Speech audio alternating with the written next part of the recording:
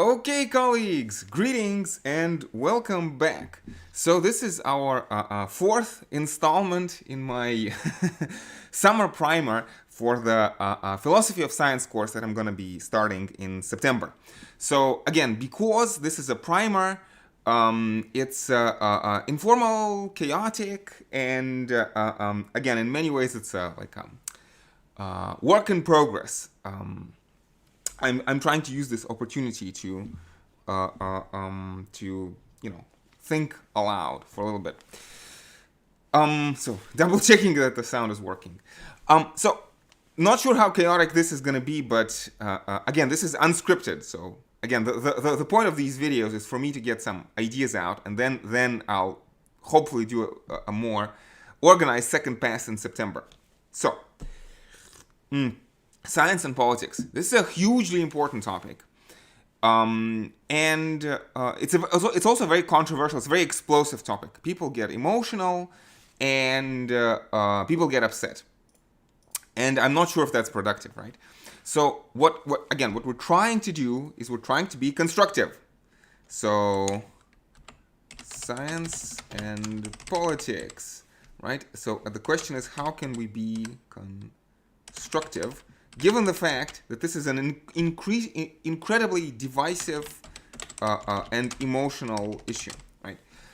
And I want to maybe start somewhere, right? So I'm a teacher. I am a university professor, and my core subject is actually political philosophy. So in many ways, philosophy of science is like a hobby for me, and I feel it informs political philosophy in many important and interesting ways, but where the action is at is political philosophy.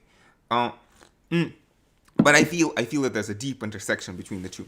So, but again, I have to give these disclaimers. I have to, start by talking about how this is potentially a very divisive and explosive issue. So let me start again.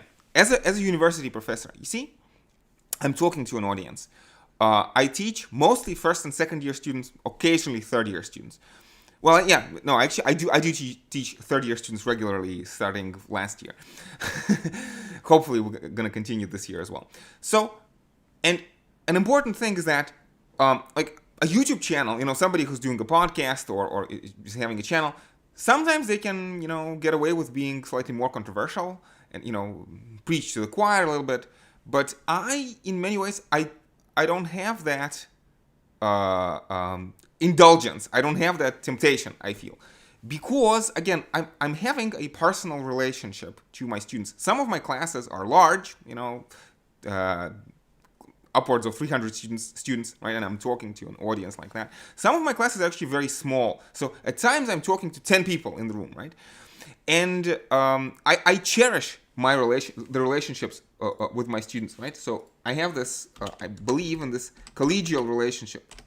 My students are not my students, they're my colleagues. I learn from them, and they learn from me, hopefully, right? And even though, as the older I get, the more I'm tempted to show my expertise, right? But on the other hand, at the end of the day, I feel there's a very important democratic element in science. You're not supposed to take anything on faith, right? The only force that a free citizen recognizes is the peculiarly unforced force of the better argument. This is an important link between science and politics, between philosophy of science and political philosophy, right? The only force that a free citizen recognizes is the peculiarly unforced force of the better argument. Nobody should just take what I say on faith, right? And there's a very important, so colleagues, not just receptacles for great ideas, not students, right? And for me, this idea, very importantly, is associated with the name of John Stuart Mill and his notion of free and equal discussion. And this notion is picked up by so many philosophers, by Marx in some sense, by Antonio Gramsci, by Jürgen Habermas, and by maybe Michel Foucault, right? But Pierre Bourdieu, definitely. Right, but I wanna maybe focus on Habermas, because Habermas has this notion of what he calls communicative rationality, communicative action as opposed to strategic action. And this is a very important distinction that maybe I want to talk about, right? And again, let me start somewhere. So I suppose kind of this may get completely out of hand, but I have at least two ideas which are simple and straightforward. Let me start with them, right? So first of all, there's complexity and emergence, right? So the fact that I feel, again, as I mentioned in the last live stream, I feel we have a pretty good understanding of the basics of sciences. Again, I have this formula, the Lagrangian of the standard model of particle physics. We understand fundamental interactions fairly well. Again, and because of the crossing symmetry of Feynman diagrams, we have some certainty that at least within the regime of applicability, within the given domain, our theories actually work quite well, barring some catastrophic scenarios of false vacuum of the Higgs field or something else, like our universe colliding with another universe in a different dimension, and all of this going to hell. So anyway, but we can understand physics very well, but then as you move upwards, so when you talk about climate, right, and climate change, when you talk about biology, when you talk about a question of genes, what is genetic, what is inherited, so nature and nurture. When you talk about medicine, and when you talk about effects of pharmaceuticals, or in general chemical compounds on the human body, so let's say chemicals, or especially when you talk about vaccines, right? This is a hot topic, right? So all of these issues sometimes tend to be very divisive, right? And you see, so this is this idea of complexity, right? And you see, this is kind of interesting, right? So you watch this dynamic play out on YouTube or even in the classroom. You see, very often these issues get super emotional, right? And if I say, are we sure that climate change is happening? Like half of the room immediately unsubscribes, right? Like, and in a classroom, like half of the room immediately like hates you, decides to drop the course, or something like that, right? On the other hand, if you say climate change is definitely happening, and everybody who's denying climate change is denying science, the other half of the room unsubscribes, right? And that's terribly unproductive, right? Likewise, if you talk about the effect of certain drugs, or vaccines are in the news, especially vaccines for COVID are in the news, right? And a similar dynamic can play out, right? And I want to say again, to be a philosopher is to hang out in the middle.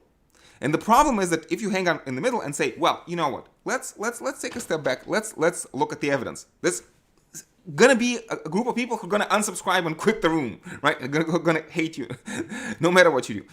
And that's a problem. But that's the position I want to occupy. And again, it upsets people. But you see, like on the one hand, you occupy this position, but on the other hand, you need to make conclusions. So you're going to have to commit one way or another, right? So like at the end of the day, climate change is a more complicated topic because individuals have less control over that, individual action. But vaccines definitely, it's a choice. Are you going to get a vaccine? Are you not going to get a vaccine? It's a choice that you're going to have to make one way or another. And, just being skeptical and saying, well, I'm going to look at the evidence, that's also kind of a choice because you're delaying the application of a vaccine. So what John Stuart Mill is going to say is we need free and equal discussion.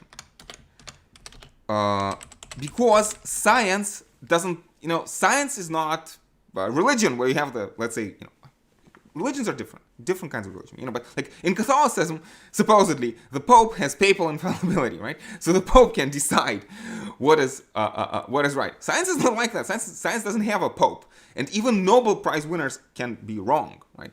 And can turn out to be wrong and unproductive in many ways, right? So we need a free and equal discussion, and very importantly, this entails, and I have to constantly apologize, it's difficult to type and talk at the same time.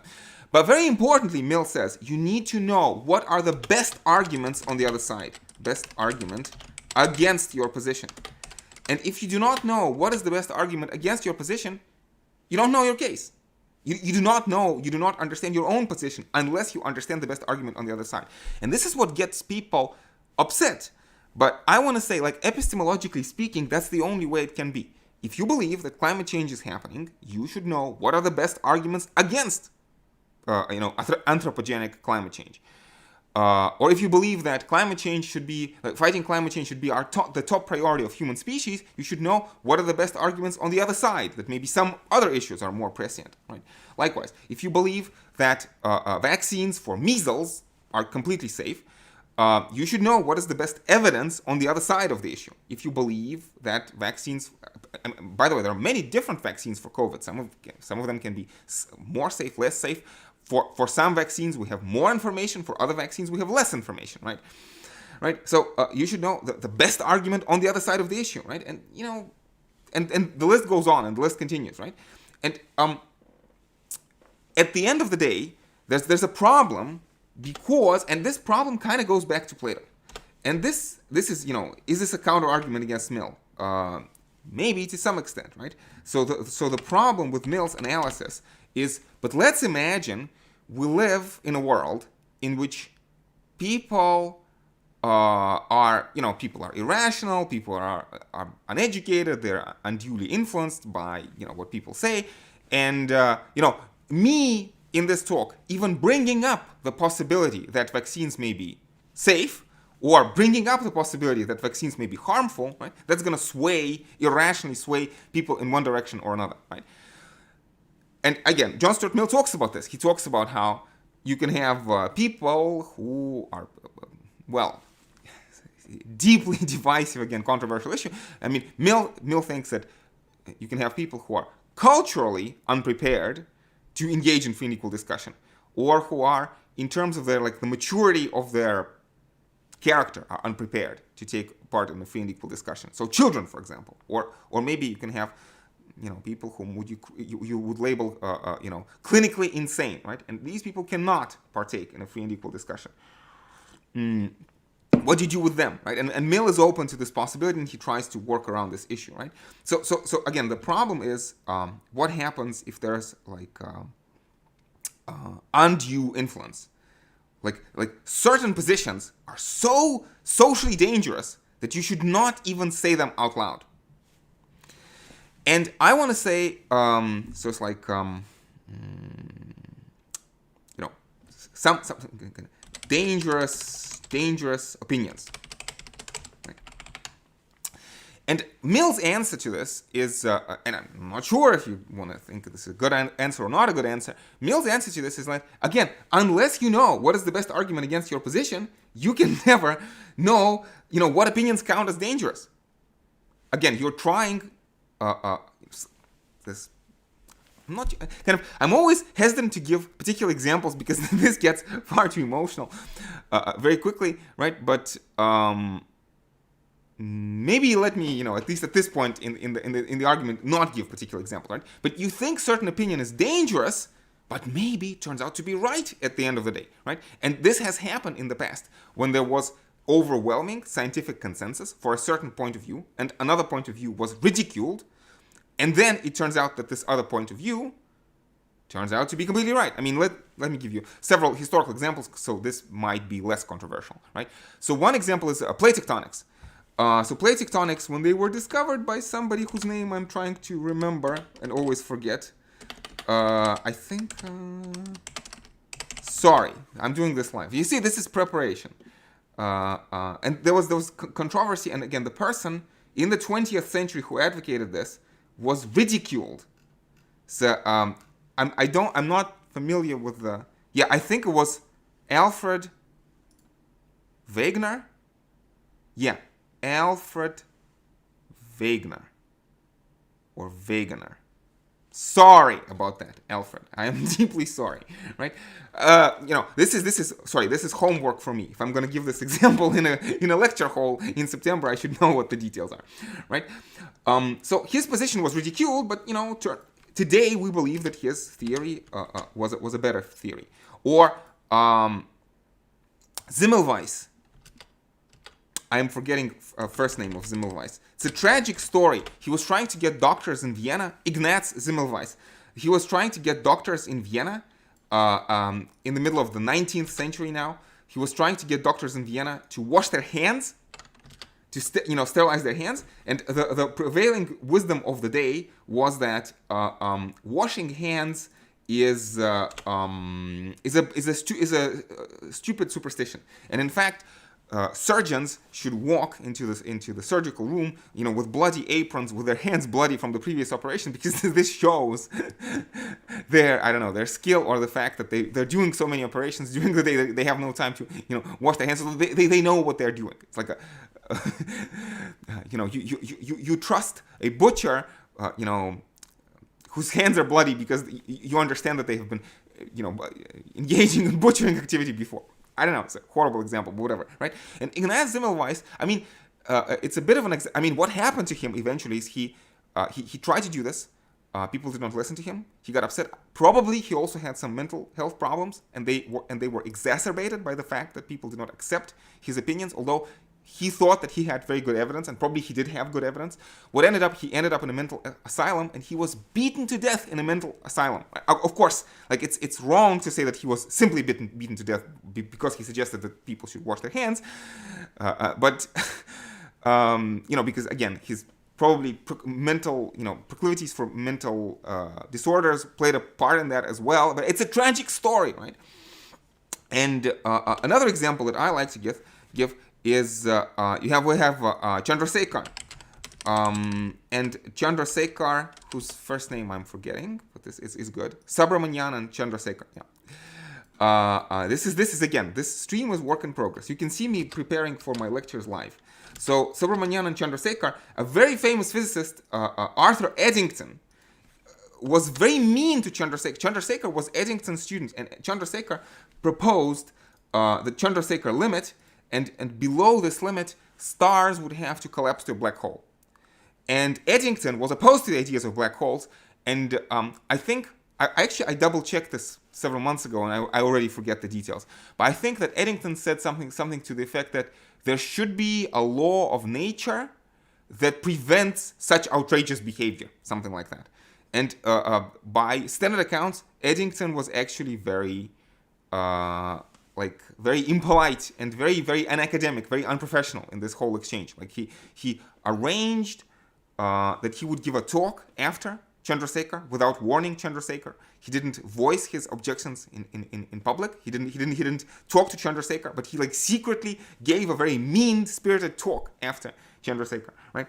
And today, again, as far as we can tell, the scientific consensus, Chandrasekhar was right, and Eddington, who was a great scientist and a great popularizer of science, Eddington was instrumental in proving the theory of, I don't want to say proving, because it's not proven yet, but it's our best theory, right? But in getting Einstein's theory of relativity accepted by doing an experiment during the solar eclipse in Argentina, I think, right? So Eddington actually, was probably a good guy and the force for good, but this is a horrible aspect of his biography. By the way, this is a bit of a fable, is the way I'm retelling this. I'm not an expert in this particular story, so you should double check.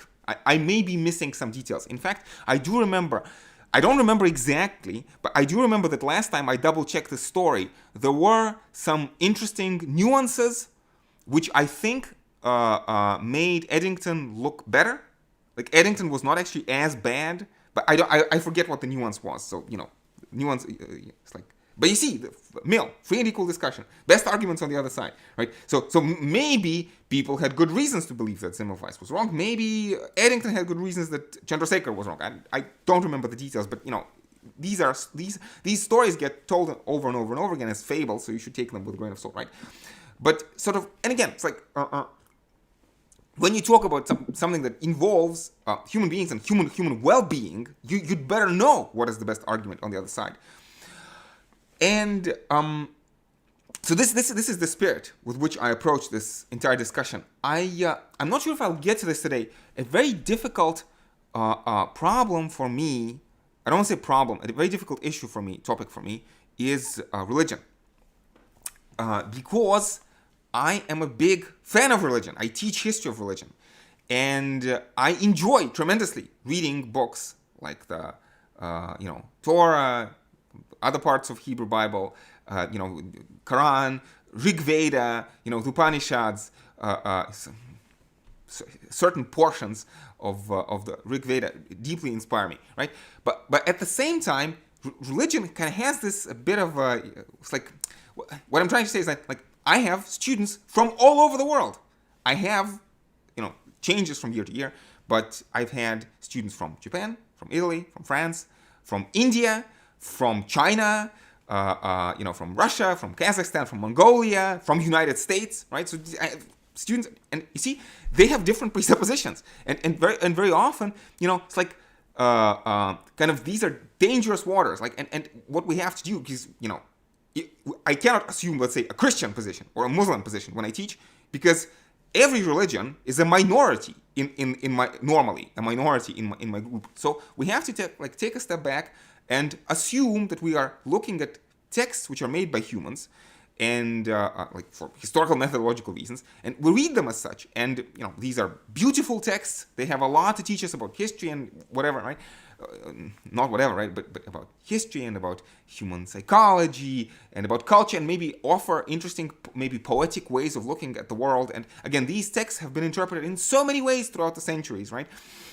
And right, but at the same time, you have a person for whom this is a deeply personal text, and they have a particular way of reading this text, and they think that reading this text in any other way is an anathema, right? So it's a complicated context, because the last thing I want to do is alienate students or disrespect them or make them feel uncomfortable in my class. So I'm mentioning this here because hopefully I'm getting better at dealing with these topics, and hopefully I'm going to get better in the future. But I realize, again, the purpose for me is to have a free and equal discussion in the classroom, and to treat students with respect as colleagues. And some topics it's more difficult than other topics. I just kind of, again, this is my preparation for September. I'm definitely going to rewatch these live streams before September. So this is my kind of what's the right phrase?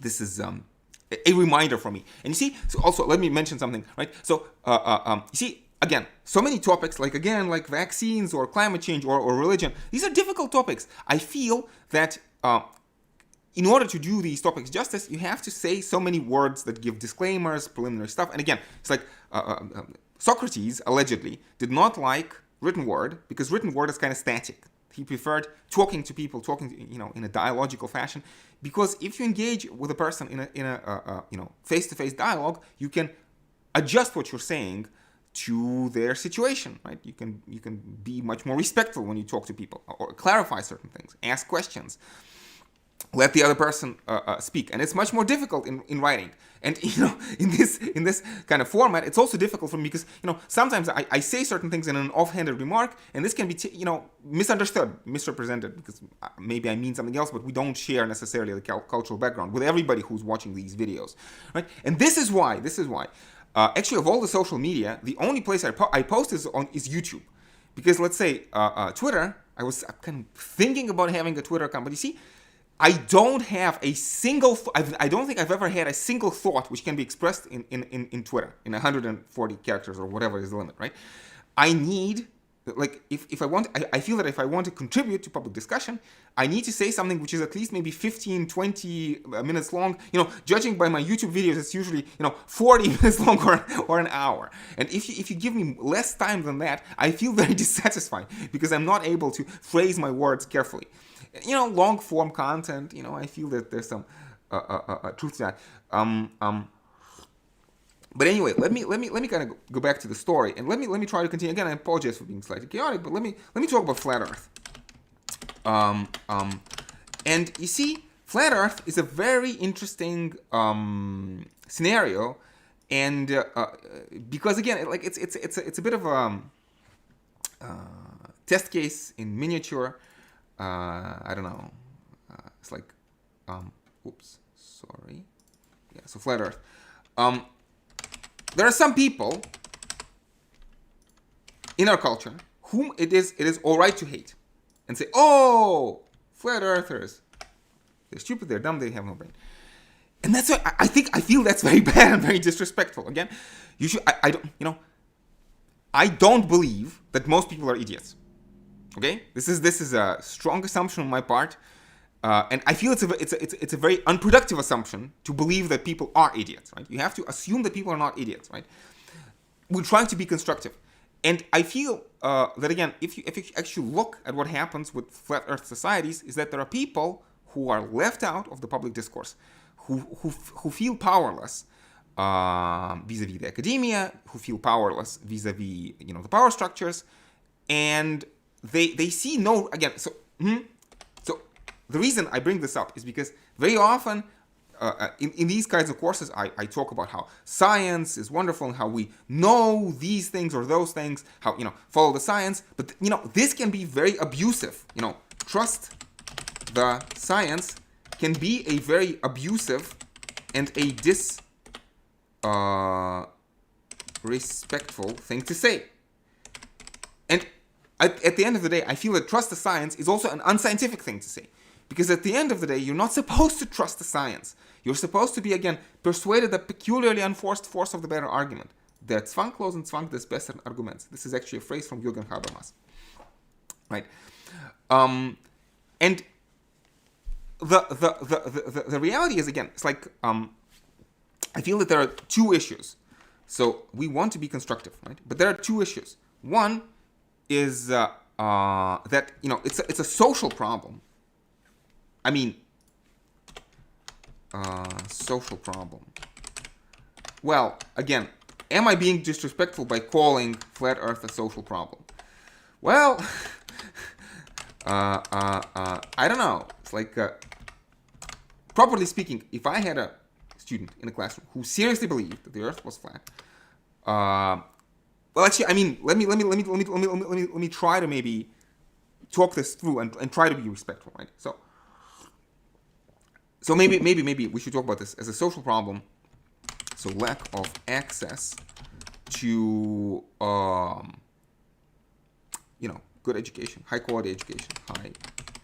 See, again, high quality education. That sounds judgmental, and that sounds, again, also disrespectful.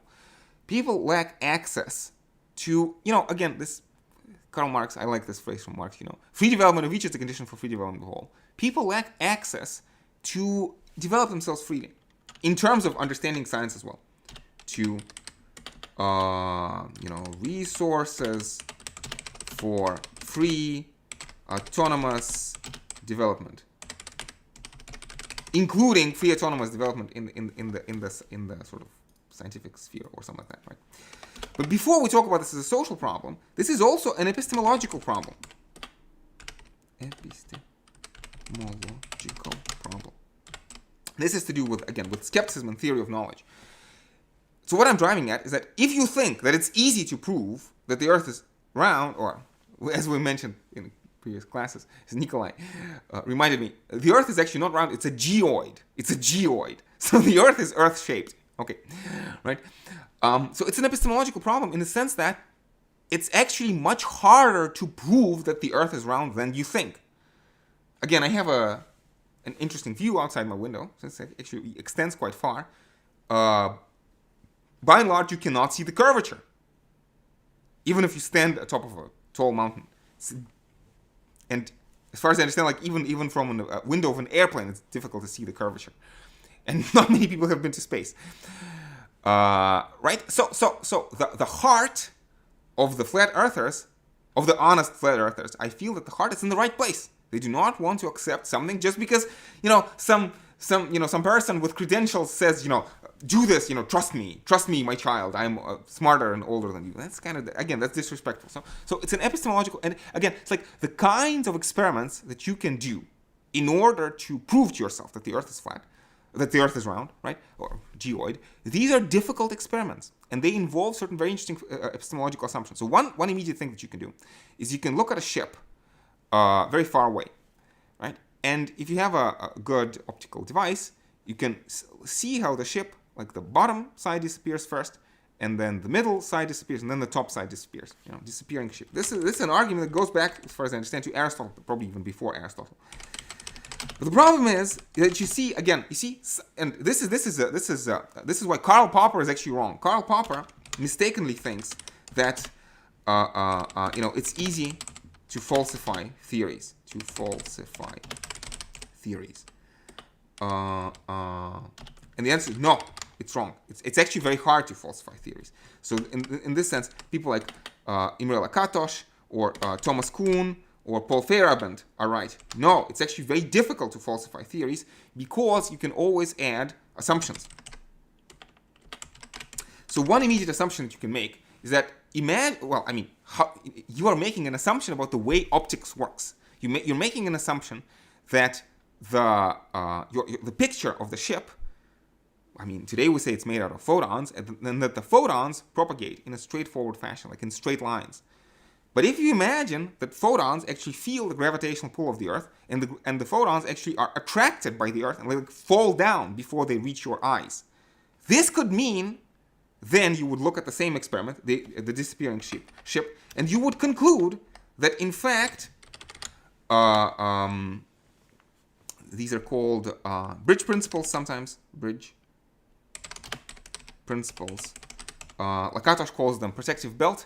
There's another very fruitful way of talking about this, like auxiliary hypothesis. Yes, bridge principles, auxiliary hypotheses,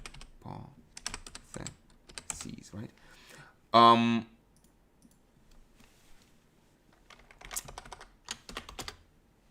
So what again? So you have to assume, you have to make this additional hypothesis that the light rays propagate in a straightforward fashion. And if they don't, you would see the same thing. The ship would also disappear, but the Earth would be flat. See, and the problem is that you cannot test assumptions in isolation. It's impossible to test assumptions in isolation.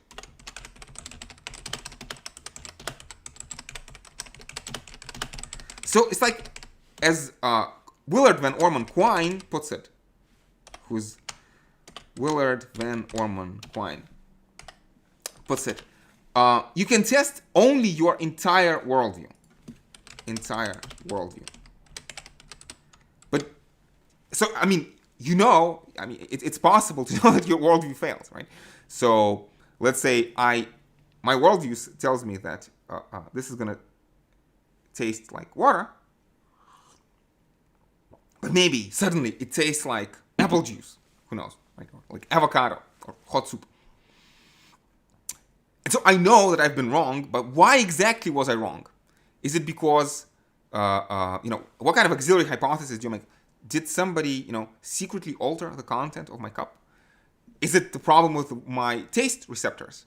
Is it the problem with the laws of the universe or with my biology? Like, so many things can go wrong, right? So in this case, all the easy proofs that a school child can do, proofs for the roundness of the Earth, usually involve very important assumptions about optics.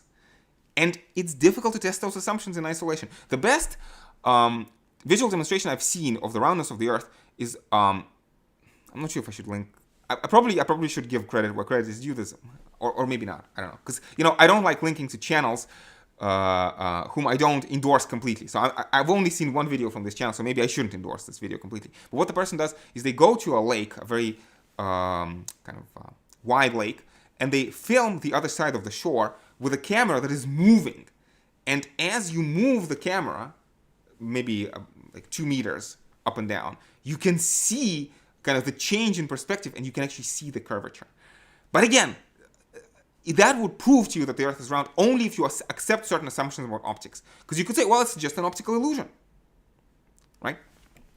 It's like, again, I take this bottle and my face is refracted by the bottle. So maybe there's some interesting refraction going on in the atmosphere of the Earth, and that's why the Earth is secretly flat, but you mistakenly think it's round.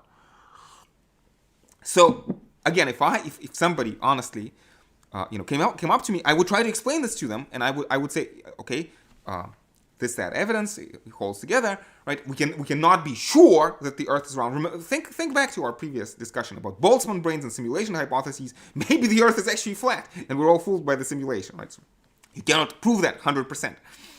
But these are the reasons, and these reasons are kind of sociological and pragmatic. So like we have sociological and pragmatic reasons of like more like social consensus as to why we believe that the Earth is actually a geoid and not flat, right? But kind of what I'm driving at is that at the end of the day, if you want a person to agree with you, you should give them the resource to become an expert.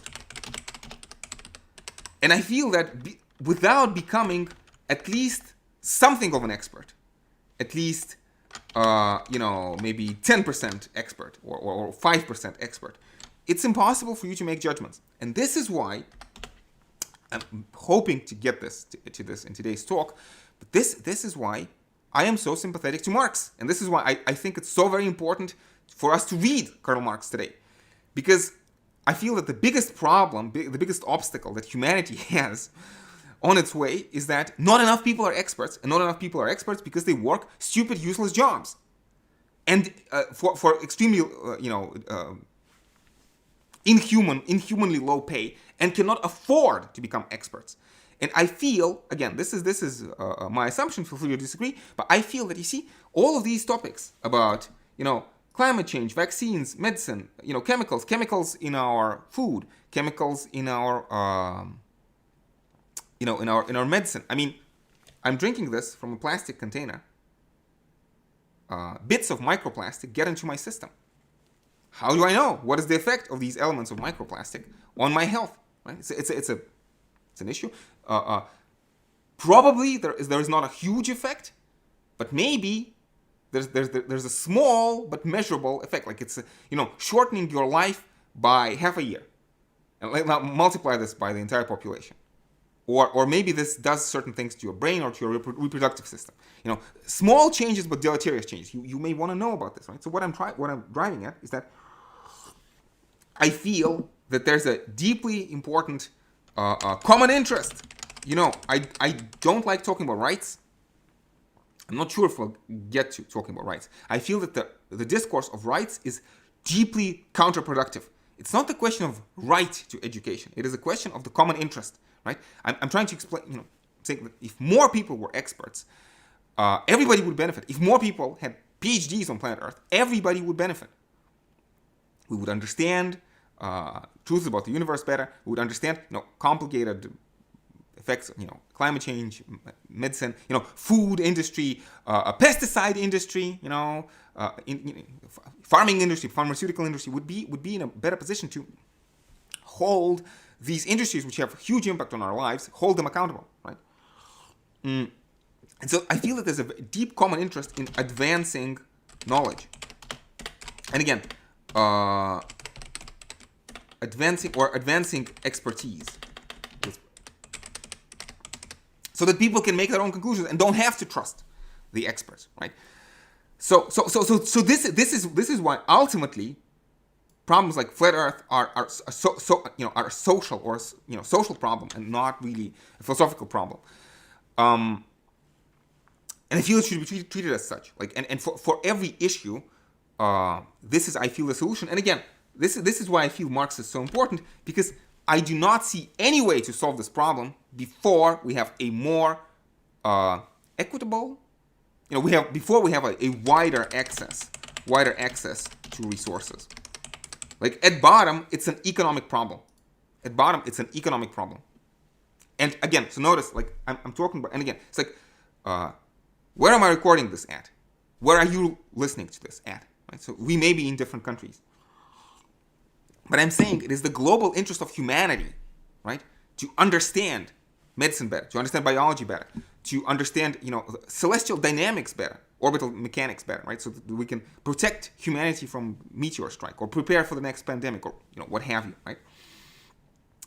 And sort of, if more people get access to education, resources that allow them to develop expertise, the better the whole world becomes, right? So it is my interest of a white male. It is in my interest that black females get access to education, right? And this is why I don't like divisive language. It's like these phrases like white privilege. It's as if somebody purposefully came up with an instinctively offensive phrase. So it's like a language that appears to kind of has connotations of revenge, right? And it's as if it's like tailor-made, designed to offend people, divide people, and degenerate not into a free and equal discussion, but into a flame war. Right? So like, so free and equal discussion versus flame war. Free and equal discussion versus flame war. Right?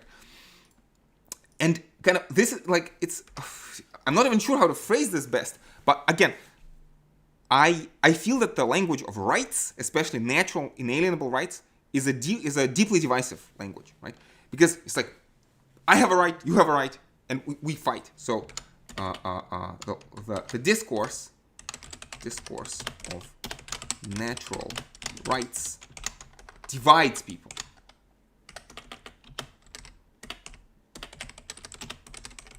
Now, so the way to unite people, a productive conversation, is appeal to common interest.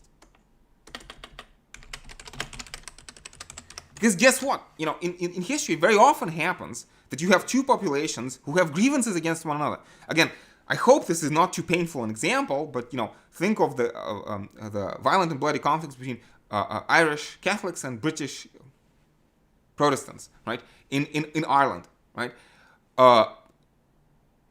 I'm not an expert on this issue, and again, it's not my intention to offend, but from my superficial understanding of the subject, there are legitimate historical grievances of both populations against one another. You could say, the Irish Catholics can say, you, the Protestants, you have done something horrible and inexcusable in the past. So offenses which can only be rectified by blood. And the Protestants can also say, you know, point to similar stories, right? And I feel like the only way you can get over this is by forgetting about rights, because what are these natural rights? That's the whole problem. We cannot agree on what the natural rights are. We cannot agree on what the natural rights are. This kind of I'm a big opponent of the natural law tradition in political philosophy. I think it's deeply mistaken, it's idealistic, utopian, and ultimately deeply divisive, and it does much more harm than it does good, right? So what we should have is common interest, and this doesn't mean that I disrespect people or I don't want people to have rights, but the rights have to be derived from common interest. I want people to have access to education. If you want to call that a right to education, maybe, right? I want everybody to have an effective right to education, access to education, because this is going to make the world in which I live better. Again, like providing people in poor places of the world today, like, I don't know, Africa, for example, sub-Saharan Africa, providing them with PhDs, access to PhD level education, maybe they are going to cure my cancer. I'm relatively young. I'm going to get older. So it's a possibility that if you invest in education for Africa and other, underprivileged places in the world today, if you invest in their education, it's quite likely that they will cure my cancer. So I have an egoistic interest in that. So common interest, again, this notion of where egoism coincides with altruism. And again, this is my reading of Marx. This is why I feel it's so important to read Marx. But again, this is a Millian reading of Marx, or Marxist reading of Mill, if you want. And again, it is a strong assumption about human nature on my part that human beings have this overarching common interest, and we become happy by working together. Again, me giving this video is hopefully good for you, but it's certainly definitely very good for me. And again, all of these questions about vaccines and chemicals, etc., it's like these are vital issues. Like I want information to be free, and again, it's like we have to keep in mind that well, actually, you know what? Let me talk about this. What are the obstacles to free and equal discussion? So I feel that the biggest obstacle to free and equal discussion.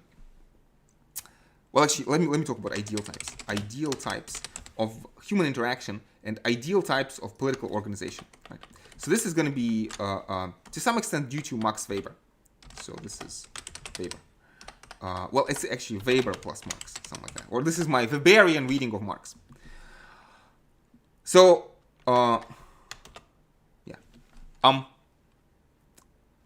we talked about free and equal discussion. So let's start with the ideal type of free and equal discussion. Free and equal discussion. So sometimes people behave, like coordinate their behavior, people obey because they believe in the validity of the arguments, right? The peculiarly unforced force of the better argument. But also, so this is the ideal which we want to pursue. But also, there are other ways, right? So patrimonialism is, and you can imagine feudalism, maybe feudalism or mafia or corruption as examples, right? So sometimes you have, these personal nepotistic ties where,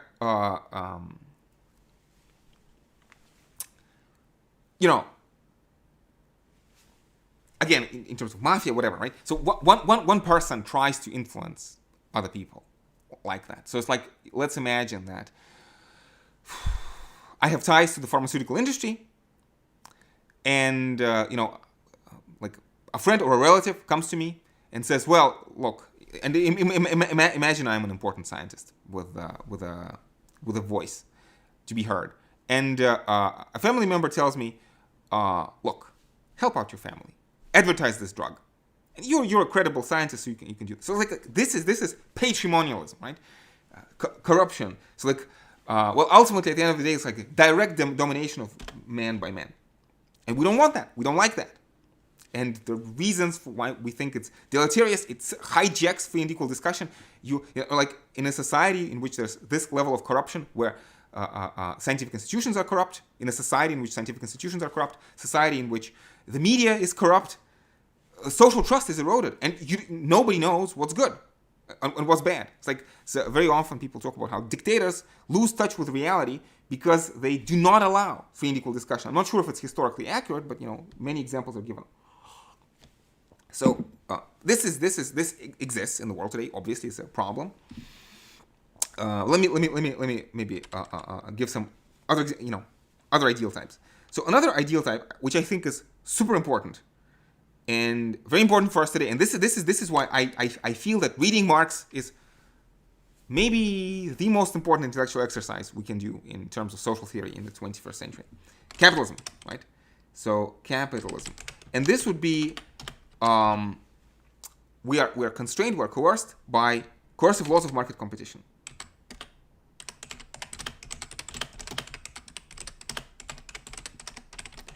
And I could give examples of tobacco companies. I could give examples of pharmaceutical companies, so pharma. I can give examples of farming industry, especially like pesticides. And you can think of other examples as well. In food industry, definitely food, especially sugared beverages, etc. So the point is that it's like people sometimes, again, like in these, let's just stick with the tobacco industry because that's less controversial, right? So there's overwhelming consensus, whatever that means. And again, you see, do I want you to trust my word that there's an overwhelming consensus? No, I want you to do your own research. And notice that me saying this could lead to bad consequences. Again, is this good as a public message? I'm not sure, but as following John Stuart Mill, I believe that the kind of the least harm is done by encouraging people to do their own research. So what I was driving at is that tobacco is deeply harmful to human body. Smoking tobacco is deeply, deeply harmful to human body.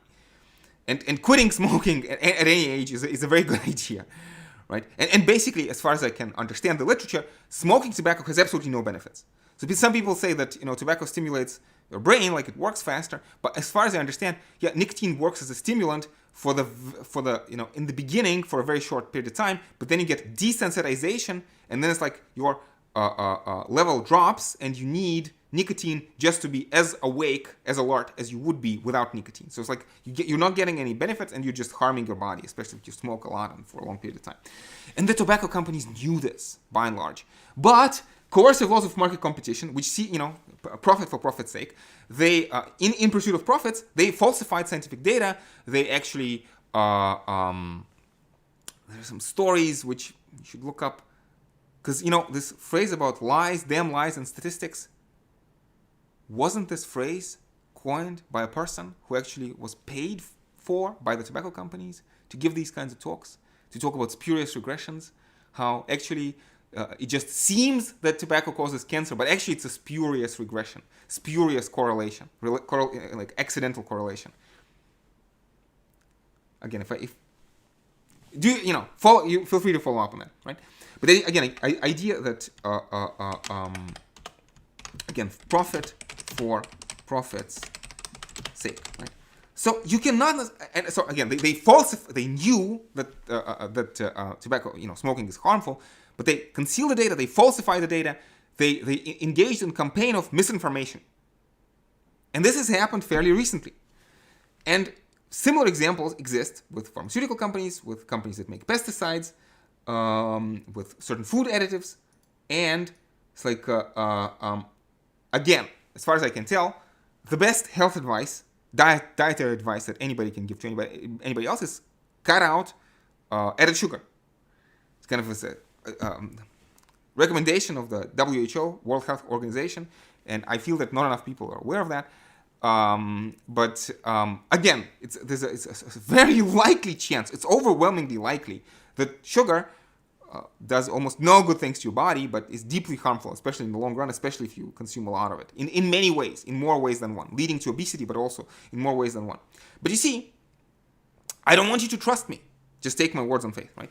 Because having a good diet is something I'm interested in. So I want to hear your side of the issue. Again, it's like, in fact, let me say something, right? So dietary advice is extremely complicated. Dietary science is extremely complicated. Like, we don't have a lot of very high quality studies. If you look at the studies online, different people recommend different things. There's different evidence pulling in different directions. There are certainly corporate interests at stake. So some of the science may be falsified, consciously falsified by companies that produce food. So you cannot necessarily trust all of it, right? So I don't want you to take my word on faith that sugar is bad, right? Let's have a free and equal discussion. And if it turns out that, I don't know, sugar is actually very good and necessary for your body, let's have this discussion as well, right? Because it's like, again, like if you have a counter argument, like, I'm not trying to preach. It's not a religious truth that sugar is bad. It is my conclusion, tentative conclusion, on which I act. I've actually cut out sugar from my diet completely about, well, give or take 5 years ago. And, one person is just an anecdote. So this is not really any kind of scientific evidence. So one observation is degrees of freedom 0, but I feel much better. It's like, but so what I'm driving at is like, it's my interest to know what the dietary science says. Yeah, I could get into the weeds, but also let me make a disclaimer. Very often people talk about food in very judgmental terms, and I want to acknowledge and recognize food is a very difficult topic because food affects health, and food choices affect health deeply and importantly. Saying that some food is bad for you, whereas in fact it's not, could lead to very serious harm. Let's say there's artificial sweeteners. If you say that a particular artificial sweetener causes harm, and then the person gets off this artificial sweetener and introduces sugar back into the diet, it could lead to harm, right? So it's like, we want to avoid misinformation. On the other hand, if a particular artificial sweetener is actually bad for you, you might want to know that, right? You understand, right? So there are very important health concerns, and there are mental health concerns, because so many people have problems with eating disorders, and I don't want to minimize that. I feel that it's a very dangerous, problematic topic for so many people. Dangerous in the sense that being careless when you talk about food could lead to a lot of harm, and this is why I don't want to mention this, because this is again starting a flame war instead of engaging in a constructive discussion. But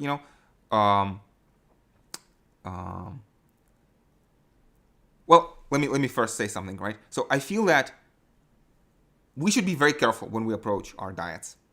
I'm speaking about this from experience. Because you see, again, I want to talk to people as individuals, to my students as individuals. And I want to have their best interest at heart. Because their best interest, spoiler alert, coincides with my best interest. When we talk about diets, our both best interest, mutual best interest, common interest, is know what the truth is about what the best diets are. Right? And so, I'm just saying, when people go on a diet, this could harm them, right? Because this could exacerbate certain problems. Like, you eat an imperfect diet, but sometimes as Cicero says, the best is the enemy of the good. The better is the enemy of the good, as Cicero says, right? So sometimes, if it's not broken, don't fix it. And this is incidentally why I'm not sure if I should give this example or not. Let me give this example. Okay. Vegetarianism is a topic that people are deeply divided about and care deeply about, right? And there's a lot of talk on the news, in the social space, that somehow vegetarian diets are better for the environment and better for your health across the board. And it's like people get very upset and very emotional. People get belligerent about this. Very often because actually they do not care about what's good for the environment or what's good for your health. But secretly, they have a belief in natural rights, that animals have natural rights, and you are harming natural rights of animals because you are slaughtering them. And that's not to say that meat industry is rosy and fuzzy. From what I know about meat industry, in so many ways it's harmful, inhumane, it's bad. Again, when we talk about common interest in free and equal discussion, right? We're talking about common interest between the participants of the conversation. So in this case, the participants of this conversation are human beings, and I would say that again we construct our morality based on common interest. And animals are not really part of our free and equal discussion. So in this sense, I'm not sure if it's appropriate to extend the notion of common interest to animals. But certainly, there are very valid human concerns when we deal with the meat industry, right? So use of antibiotics, excessive use of antibiotics can harm you and me. So we have a common interest in making the meat industry more transparent and regulated. So it's like, likewise, carbon footprint. What is the carbon footprint of the meat industry? And in terms of health, it's like, is vegetarian diet necessarily healthier than carnivore diet? And the answer is, as far as I can tell, obviously no. Sugar, I mentioned a second ago, sugar is a vegetarian product, so you can have an incredibly unhealthy vegetarian diet. Not to mention that again, when you talk about carbon footprint, if you eat in fancy vegetarian restaurants, or if you eat some vegetarian meals which have to be shipped on planes from half across the globe, it's very clear that vegetarian diet can have higher carbon footprint than meat eating diet. So again, what I'm driving at is that this is a nuanced topic, but people get belligerent, and maybe even me explaining this issue is getting a bit too involving so much. Again, it's like I'm not an expert. I'm not an expert on the farming industry, I'm not an expert on livestock industry, and I'm not an expert on nutrition, and I'm not an expert on health. But again, I feel that kind of the best way to approach the issue is actually, have a free and equal discussion and try to talk to people equitably. And again, if I'm talking to individuals about their diets, I want to be upfront about, what my values are. You see, if I was a policymaker, maybe I'd be in the business of promoting noble lies and saying things. Again, this is Habermas talks about this in terms of communicative action versus strategic action, right? And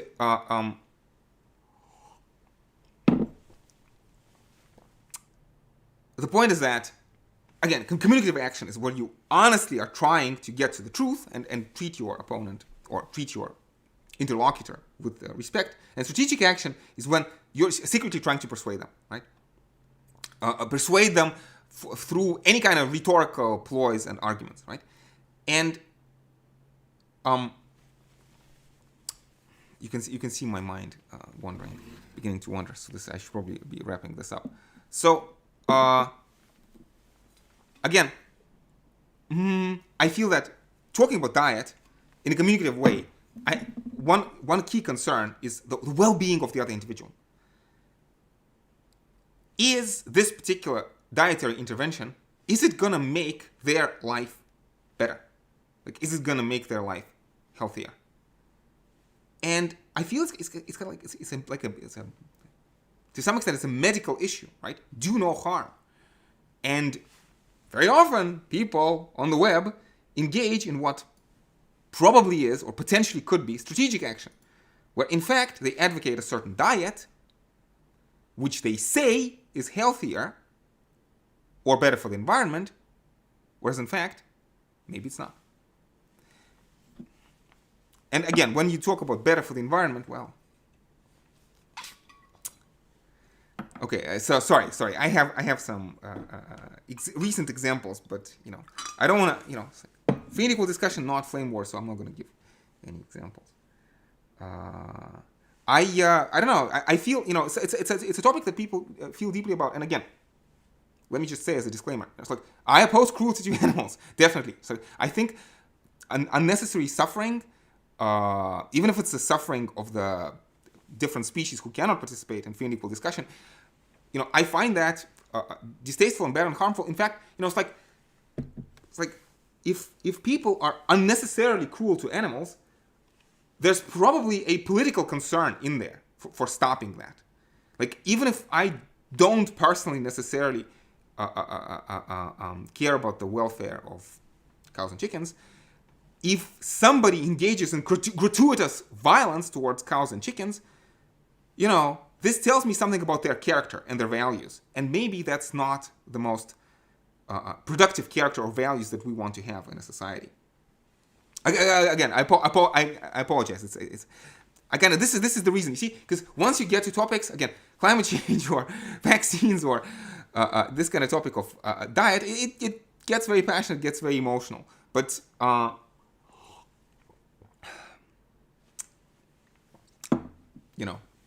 so you see, it's a live stream. Kind of my preliminary conclusion from this portion of the live stream that maybe I shouldn't have gotten into this, and this is partly against talking about Twitter, because I feel that this issue is complex, involves feelings, involves beliefs, involves deeply held values, it involves sometimes religious precepts. So okay, it's a complicated issue. I'm not an expert, so let's just take everything I've said with a grain of salt. Okay. I'm not trying to convert anybody to any position. Let's just proceed in the spirit of free and equal discussion. So yeah, okay, but I was talking about these ideal types. Let me finish talking about ideal types. So patrimonialism, capitalism. There's also state bureaucracy.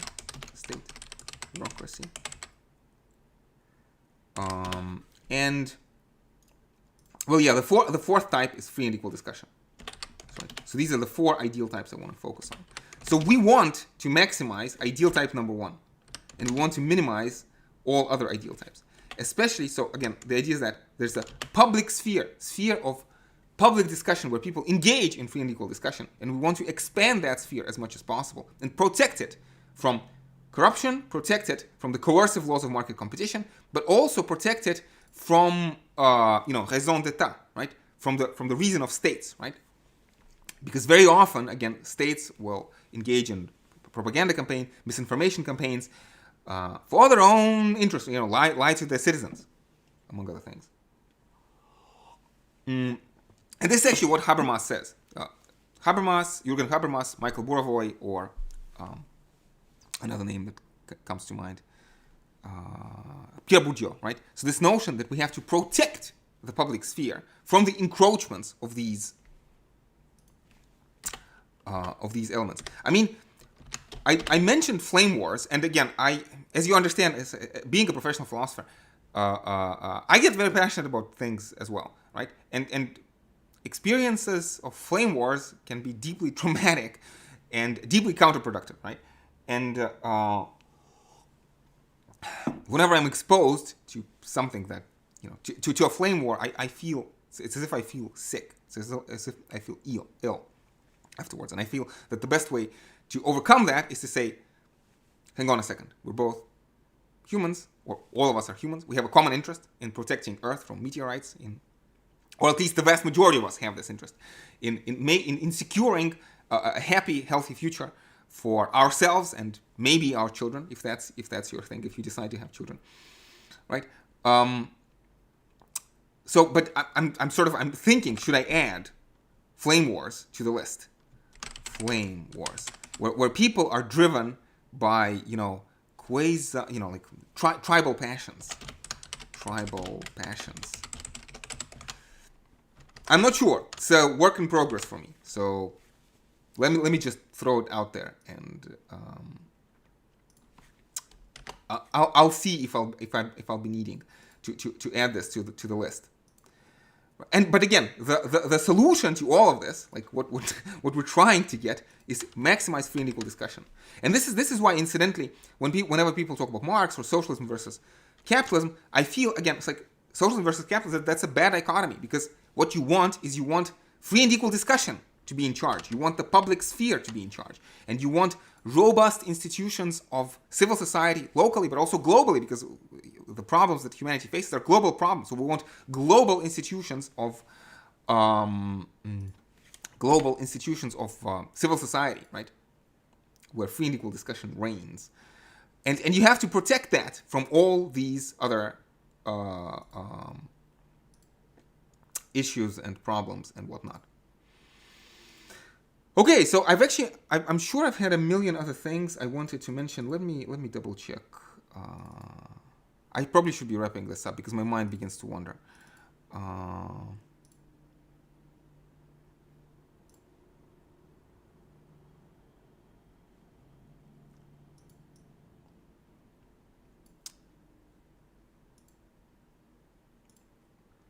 Well, anyway, colleagues, again, in the spirit of these unscripted videos, the stream ends when it ends. Simply, I'm talking until I don't. Until I run out of things I can say clearly from the top of my head. So, hopefully this was somewhat useful. Again, the point of these videos is for me to prepare for September, to learn how to say things in a clearer fashion, but also how to be more accommodating, more respectful, and kind of inviting of free and equal discussion, right? So if I inadvertently said something that you find deeply offensive, please keep that in mind. Again, I'm a big proponent of John Stuart Mill. Again, of free and equal and of fallibilism. We can always be wrong, and I may be wrong. So I'm always open to counter arguments. If you think that something I mentioned in the video was offensive, or if you think it was factually wrong, please let me know. And in the spirit of free and equal discussion, I'll try to respond. In fact, let me say that I have changed my mind quite a lot in the past in response to careful arguments, counter arguments by students, or objections by students and colleagues as well, but also students, because the way my profession works, the way my workflow works, I actually mostly spend time talking to students. So I would be, I welcome that. And again, so in talking to students, I think I have gotten over some of the false assumptions I've had, and this has hopefully made me a better teacher, but definitely has made my life happier and maybe even healthier. So in this spirit, thank you once again, colleagues, for sticking around. I hope you found this stimulating. So until next time, stay safe, take care, and I will see you around.